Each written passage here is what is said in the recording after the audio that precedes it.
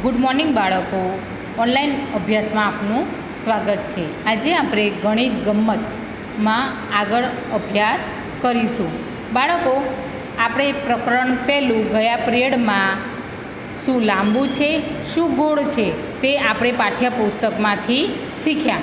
તો આજે એનું પ્રકરણ 1 શું લાંબુ છે શું ગોળ છે તે આપણે નોટમાં લખીશું। તો આજની ડેટ 2/7/21 ફ્રાઈડે એટલે કે શુક્રવાર। ફૂંદરી કરીને લખવું, નીચેનામાંથી ગબડી શકે તેવી વસ્તુ સામે ખરાની નિશાની કરો। તો આપણે પાઠ્યપુસ્તકમાં સમજ્યા કે શું ગબડી શકે છે। તો દડો, બોલપેન, તરબૂચ, સિક્કો, લખોટી એ બધું બાળકો ગોળ હોય છે, તો એ ગબડી શકે છે। તો આપણે તે જોઈશું અને લખીશું। તો અહીંયા જે ગબડી શકે એની સામે શું કરવાનું છે? રાઈટ એટલે કે ખરાની નિશાની કરવાની છે। તો જે રીતના ટીચરે સુંદર અક્ષરે નોટમાં લખ્યું છે એ રીતના તમારે સુંદર અક્ષરે નોટમાં લખવાનું છે। તો એક કરીને ચટાઈ લખવાનું અને એની સામે આ રીતના ચોરસ બોક્સ બનાવવાનું। 2 પૈંડું, 3 મરચું, 4 તરબૂચ, 5 દડો, 6 સિક્કો, 7 લખોટી, 8 ગેસનો બાટલો, 9 રમતનો પાસો, 10 ચોક। આ રીતના આપણે 10 નંબર સુધી લખવાનું અને એની સામે આ રીતના બોક્સ પાડવાના રહેશે। તો અહીં ચટાઈ જે આપણે ઘરમાં પાથરીએ છીએ, તો એ ચટાઈ ગબડશે બાળકો? ના, એ ગબડે નહીં, કારણ કે એ ચોરસ હોય છે, તે સરકી શકે પણ ગબડી શકે નહીં, તો એને આમ આપણે ખરું કરીશું નહીં। 2 પૈંડું, તો પૈંડું આપણે તમે જુઓ છો, તમે રમતા પણ હશો બાળકો, તો પૈંડું ગબડી શકે છો, તો એની સામે ખરાની નિશાની કરવાની।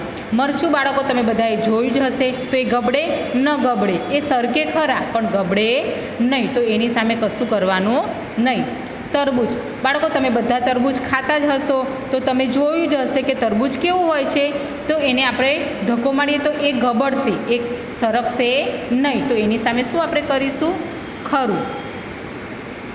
દડો, તો દડો તો તમે બાળકો રમો જ છો રોજે, તો દડો એ ગબડી શકે, તો આપણે એની સામે ખરાની નિશાની કરવાની। સિક્કો, સિક્કો તમને ગયા પિરિયડમાં બતાવ્યો હતો બેટા કે સિક્કો શું થાય? ગબડે પણ ખરા અને સરકે પણ ખરા, તો અહીંયા ગબડે એમાં ખરું કરવાનું। લખોટી, લખોટી પણ તમે બાળકો જોઈ જ હશે, તો લખોટી પણ ગબડે, તો એની સામે ખરાની નિશાની કરવાની।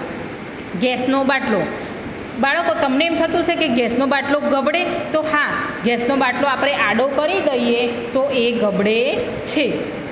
રમતનો પાસો, તો એ ગબડે નહીં। ચોક, તો ચોક તો તમે બાળકો જોયો જ હશે, આપણે ઊભો મૂકીએ તો ગબડે નહીં, પણ જો આડો હોય આ રીતના તો એ ગબડશે, એટલે આપણે એની સામે ખરું કરવાનું। બીજો આગળનો નવો પોઈન્ટ, એકબીજા પર મૂકીને થપ્પી થઈ શકે તેવી વસ્તુઓ પાસે ખરાની નિશાની કરો। તો આપણે અહીંયા એકબીજા ઉપર થપ્પી થાય એ રીતના એ હોય તો એની ઉપર આપણે ખરાની નિશાની કરવાની। બાળકો જો આ પાઠ્યપુસ્તક છે, એની ઉપર બીજું પાઠ્યપુસ્તક મૂકીએ, એના ઉપર ત્રીજું પાઠ્યપુસ્તક મૂકીએ, તો એ શું થશે? ઉપરા ઉપરી થપ્પી થશે, તો આપણે એવા જે હોય એના ઉપર આપણે ખરાની નિશાની કરવાની, એવી વસ્તુઓ ઉપર આપણે ખરાની નિશાની કરીશું। તો પૈંડું, પૈંડું બાળકો આપણે એકબીજા ઉપર આડું મૂકીએ તો થપ્પી થશે, થશે ને બાળકો? તો આપણે એની સામે શું કરીશું? ખરાની નિશાની કરીશું। પુસ્તકો મેં હમણાં હાલ તમને બતાવ્યું, તો પુસ્તકો પણ એકબીજા ઉપર થપ્પી થાય છે, તો એના સામે ખરાની નિશાની કરવાની। 3 પેન્સિલ, તો પેન્સિલ ઉપર થપ્પી થશે નહીં। આ બોલપેન છે, બોલપેન ઉપર તમે બીજી મૂકશો તો એ થપ્પી થશે નહીં થાય બાળકો, તો આપણે ત્યાં કશું કરવાનું નહીં। ઈંટ, ઈંટ ઉપર તો તમે બાળકો આજુબાજુમાં જો મકાન બનતા હોય તો તમે જોયું હશે કે ઈંટ એક ઉપર એક આપણે થપ્પી કરી શકીએ છીએ, તો ત્યાં ખરાની નિશાની કરવાની। 5 નંબર દડો, તો દડો એકબીજા ઉપર મૂકાશે નહીં, મુકાય, એ શું થઈ જશે બાળકો? ગબડી જશે, તો તેના ઉપર થપ્પી થશે નહીં। ચોરસ ડબ્બા, જો ચોરસ ડબ્બા હોય તો બાળકો એ એકબીજા ઉપર મૂકી શકાય, થપ્પી થઈ શકે, તો એની સામે ખરાની નિશાની કરવાની। કંપાસ, તો કંપાસ પણ એકબીજા ઉપર મૂકી શકાય, તો એ પણ ખરાની નિશાની કરવાની.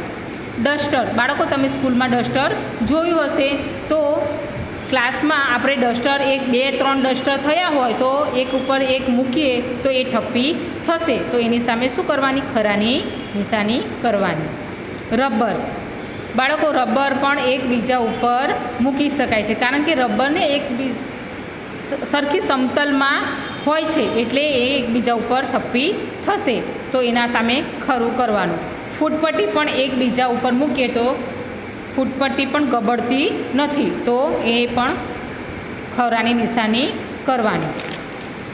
આગળ વર્ગીકરણ કરો, તો વર્ગીકરણ કોનું કરવાનું છે? આપણે શું લાંબુ અને ગોળ એ બે વસ્તુઓનું આપણે વર્ગીકરણ કરીશું કે લાંબુ કઈ કઈ વસ્તુ આવે, તો બેટ, પેન્સિલ, ટ્યુબલાઇટ, લાકડી, ચમચી, એ બધું શું આવશે? લાંબુ આવશે. તો એ લાંબુ જે હોય એ અહીંયા લખવાનું, અને ગોળ તો સિક્કો, માટલું, દડો, ટામેટું, લીંબુ, પૈંડું, એ બધું શું આવે બાળકો? ગોળ હોય, તો એ આ બાજુ લખીશું. તો અહીંયા કાઉન્સમાં લખેલું છે તે એકબીજા સાથે આપણે વર્ગીકરણ કરીશું. તો બેટ, સિક્કો, પેન્સિલ, ટ્યુબલાઇટ, ચમચી, માટલું, દડો અને પૈંડું, અહીંયા કાઉન્સ પૂરો. હવે અહીંયા લખ્યું છે લાંબુ અને ગોળ, એ રીતના તમારે સુંદર અક્ષરે નોટમાં લખવાનું અને 2 વિભાગ પાડવાના. તો લાંબુ, તો લાંબામાં આપણે લખીશું કે શું શું લાંબુ આવશે, તો બેટ એ લાંબુ હોય તો આપણે લાંબામાં લખવાનું. સિક્કો, સિક્કો એ લાંબો હોય ન હોય તો એ આપણે લાંબામાં નહીં લખવાનું, એ ક્યાં લખવાનું બાળકો? ગોળમાં લખવાનું. તો સિક્કો એ આપણે ગોળમાં લખીશું. પેન્સિલ, તો પેન્સિલ કેવી હોય બાળકો? લાંબી હોય, તો એ આપણે ક્યાં લખીશું? લાંબીમાં લખીશું કે લાંબામાં લખીશું, એટલે પેન્સિલ એ આપણે અહીં લખીશું, ગોળમાં લખાશે નહીં. ટ્યુબલાઇટ, તો ટ્યુબલાઇટ પણ બાળકો કેવી હોય? લાંબી હોય, તો એ આ બાજુના વિભાગમાં લખીશું. ચમચી એ પણ લાંબી હોય, તો એ પણ આપણે લાંબાના વિભાગમાં લખીશું. માટલું એ કેવું હોય બાળકો? ગોળ, એ તો તમે ઘરે બધાએ જોયું જ હશે, તો એ આપણે શામાં લખીશું? ગોળમાં લખીશું. દડો એ લાંબામાં લખાશે ના, એ કેવો હોય? ગોળ હોય છે, તો ગોળમાં લખવાનું. પૈંડું કેવું હોય બાળકો? ગોળ હોય, તો એ પણ આપણે ગોળમાં પૈંડું લખીશું. હવે બીજું વર્ગીકરણ કરીશું. 2 નંબર, તો બીજું વર્ગીકરણ શાનું કરવાનું છે? ગબડી શકે તેવી વસ્તુઓ અને સરકી શકે તેવી વસ્તુઓ. તો બાળકો એ પણ આપણે પાઠ્યપુસ્તકમાં જોયું કે ગબડી શકે તેવી વસ્તુઓ લખો, સરકી શકે તેવી વસ્તુઓ લખો, અને ત્રીજી પણ એક વસ્તુ હતી કે જે ગબડી પણ શકે અને સરકી પણ શકે એવી વસ્તુઓ પણ આપણે પાઠ્યપુસ્તકમાં સમજ્યા છીએ. તો અહીંયા 2ના આપણે વર્ગીકરણ કરવાનું છે કે ગબડી શકે તેવી વસ્તુઓ અને સરકી શકે તેવી વસ્તુઓ. તો જોઈએ, દડો, માચીસની પેટી, સિક્કો, પૈંડું, ફૂટપટ્ટી, ચોક, રબર અને કંપાસ. આ રીતના ઉપર કાઉન્સમાં લખીશું અને અહીંયા 2 વિભાગ પાડીશું. તો હવે આપણે વર્ગીકરણ કરીએ. દડો એ શેમાં આવશે બેટા? ગબડી શકે તેમાં, એટલે આપણે દડો છે એ ગબડી શકે એ વસ્તુમાં લખવાનું. માચીસની પેટી એ ગબડશે ના બાળકો, એ ગબડે નહીં, એ શું થશે? સરકશે. આપણે એને ધક્કો મૂકીએ એટલે આઘી ખસે, એને સરકવું કહેવાય. તો એ માચીસની પેટી સરકી શકે તેમાં લખવાનું. સિક્કો એ ગબડવામાં લખવાનું કે સિક્કો આપણે ગબડે છે તો ગબડી શકે તેવી વસ્તુમાં લખવાનું. પૈંડું એ પણ ગબડી શકે. ફૂટપટ્ટી તો એ શું થાય? સરકે, એ ગબડે નહીં, તો આપણે એ સરકી શકે તેમાં લખવાનું. ચોક, તો ચોક શેમાં આવશે? ગબડે એમાં. મેં બતાવ્યું હતું ને બાળકો હમણાં તમને કે ચોક ગબડે, આપણે આ રીતના ચોક મૂક્યો હોય તો એ શું થશે? ગબડી જશે. રબર, તો રબર પણ આપણે ખસેડીએ તો સરકી જાય, એ ગબડે નહીં, તો એ આપણે અહીંયા સરકી શકે તેમાં લખીશું. કંપાસ એ પણ સરકે, ગબડે નહીં, એટલે એ આપણે સરકી શકે એવી વસ્તુમાં લખીશું. તો આ થયું આપણું વર્ગીકરણ. હવે આપણે લખીશું જોડકા જોડો. તો આ રીતના જે ટીચરે લખ્યું છે એ રીતના 2 વિભાગમાં લખવાનું. તો ચાલો લખીએ. ગોળ, સરકી શકે, લાંબુ, થપ્પી થઈ શકે. એની સામે લખો ડસ્ટર, બેટ, ચોપડી, દડો. ગોળ, તો ગોળ કઈ વસ્તુ છે બાળકો? આમાંથી દડો, તો આપણે એની સાથે જોડીશું. સરકી શકે, તો સરકી શું શકે બાળકો? ડસ્ટર. ડસ્ટરને આપણે ધક્કો મારીએ તો એ સરકી જાય છે, તો આપણે ડસ્ટર સાથે એને જોડીશું. લાંબુ, તો લાંબુ શું છે? અહીંયા ડસ્ટર લાંબુ હોય, ચોપડી લાંબી હોય, દડો લાંબો હોય ના, તો શું લાંબુ હોય? બેટ, તો આપણે બેટ સાથે જોડીશું. થપ્પી થઈ શકે, તો મેં હમણાં બાળકો બતાવી હતી ને, પુસ્તકો ઉપર પુસ્તક રાખી હતી તો એની થપ્પી થાય, તો ચોપડીની સામે જોડવાનું રહેશે. આ થઈ આપણે જોડકા જોડો. હવે આપણે લખીશું પ્રશ્નોના પૂરા વાક્યમાં જવાબ લખો. જે આપણે પાઠ્યપુસ્તકમાં જોયા એના અહીંયા પ્રશ્નો છે, હવે એના આપણે જવાબ લખીશું. એક કરીને સરકી શકે તેવી 5 વસ્તુઓના નામ લખો. આપણે ઘણી બધી વસ્તુઓ બોલ્યા કે જે સરકી શકે એવી હોય, તો એમાંથી આપણે 5 વસ્તુઓ અહીંયા લખવાની છે. તો જો કઈ કઈ લખી છે? તો રબર, તપેલી, ડસ્ટર, કેરમ અને ફૂટપટ્ટી. સાચું છે ને? આ બધી વસ્તુ શું થશે? સરકી શકશે. તો એ જવાબમાં 5 વસ્તુ લખવાની.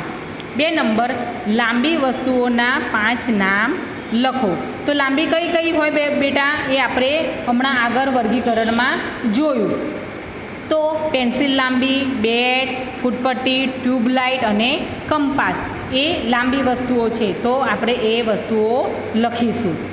3 નંબર, ગોળ વસ્તુના 5 નામ લખો. આપણે ગોળ વસ્તુમાં પણ ઘણો બધા નામ જોયા કે લીંબુ, દડો, બંગડી, સિક્કો, લખોટી, ટામેટું, તરબૂચ, એ બધું કેવું છે? ગોળ છે. તો એમાંથી આપણે 5 નામ અહીંયા લખવાના રહેશે. તો લખીશું દડો, બંગડી, સિક્કો, લખોટી, ટામેટું. તો અહીં બાળકો પ્રકરણ 1 તે પૂર્ણ થયું. હવે આપણે આવતા પિરિયડમાં પ્રકરણ 2 શીખીશું પાઠ્યપુસ્તકમાંથી, અને આર્યા જે આજે આપણે શીખ્યા તે સુંદર અક્ષરે નોટમાં લખવાનું રહેશે.